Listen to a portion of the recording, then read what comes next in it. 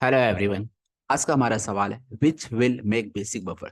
तो यहाँ पे आपको बताना है कि चार में से कौन से ऑप्शन में बेसिक बफर फॉर्म होगा। तो सबसे पहले बफर सॉल्यूशन क्या होता है ये आप जान लो, और फिर हम बात करते हैं बेसिक बफर क्या होता है। तो बफर सॉल्यूशन एक ऐसे सॉल्यूशन को कहते हैं जिसमें यदि स्मॉल अमाउंट में एसिड या बेस को हम डालते हैं, ठीक है ना। बफर सॉल्यूशन एक ऐसा सॉल्यूशन होता है जिसमें यदि हम किसी स्ट्रॉन्ग एसिड या स्ट्रॉन्ग बेस को स्मॉल अमाउंट में डालते हैं तो ऐसे में पीएच चेंज नहीं होता है। मीन्स बफर सॉल्यूशन क्या करता है ना, ये रेजिस्ट करता है चेंज इन पीएच को।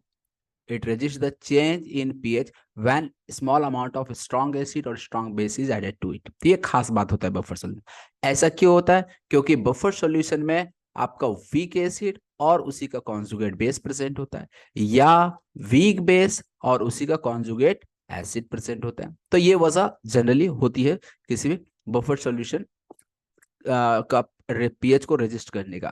ठीक है। तो यदि हाँ, हम मेनली बफर को हम लोग तीन तरह से क्लासिफाई कर सकते हैं: acidic buffer, basic buffer, neutral buffer. Acidic buffer में क्या होता है? वीक एसिड कॉन्जुगेट बेस होता है। बेसिक बफर में वीक बेस कॉन्जुगेट एसिड, और न्यूट्रल बफर में वीक एसिड वीक बेस का सॉल्ट होता है। ठीक है। तो यहाँ पे मुझे बेसिक बफर के बारे में पूछा जा रहा है। तो बेसिक बफर में क्या होगा? वीक बेस होगा और उसी का कॉन्जुगेट एसिड हो जाएगा। तो हम लोग को सिंपली यहाँ पे देखना है कि किस ऑप्शन में वीक बेस प्रेजेंट है और उसी का कॉन्जुगेट एसिड प्रेजेंट है। तो सबसे पहला CH3COH, ये तो एक वीक एसिड है, और NaOH ये स्ट्रॉन्ग बेस है। तो देखिए बेस जो होना चाहिए वो आपका वीक बेस होना चाहिए बेसिक बफर के लिए। यहाँ तो स्ट्रॉन्ग बेस दिया है और वीक एसिड, तो ऑप्शन ए तो बिल्कुल भी नहीं हो सकता है, क्योंकि वीक बेस होना चाहिए और उसी का कॉन्जुगेट एसिड होना चाहिए। कहने का मतलब वीक बेस आपका NH3 होता है और कॉन्जुगेट एसिड इसी का NH4+ हो जाएगा। मतलब NH3 और NH4+ यदि कहीं प्रेजेंट है तो वो आपका बेसिक बफर का एग्जाम्पल हो जाएगा। देखते हैं आगे कहाँ है, नहीं है। HCl एक स्ट्रॉन्ग एसिड, NH4OH एक वीक बेस। देखो ये वीक बेस है और यहाँ पे आपका HCl जो है वो आपका एक स्ट्रॉन्ग एसिड है।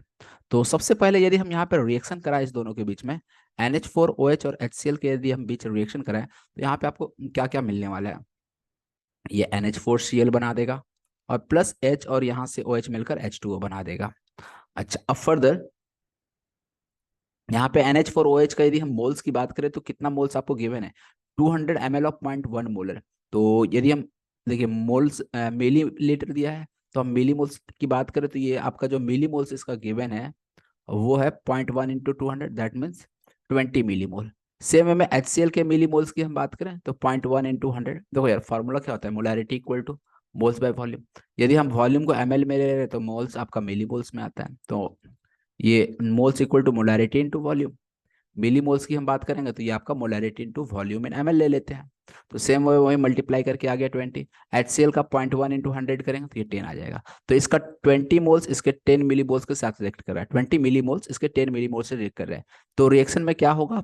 तो इसका फाइनली 10 मोल बच जाएगा, ये तो 0 बचेगा, और यहाँ पे ये 10 बचेगा, और ये भी 10 आएगा। मतलब ये 10 मिली मोल्स ऑफ NH4Cl फॉर्म होगा। ठीक है। तो इस तरह से यदि हम फाइनल सोल्यूशन की बात करें तो फाइनल सोल्यूशन में आपको क्या क्या मिलेगा? एक NH4OH मिलेगा और दूसरा क्या मिलेगा? NH4Cl मिलेगा।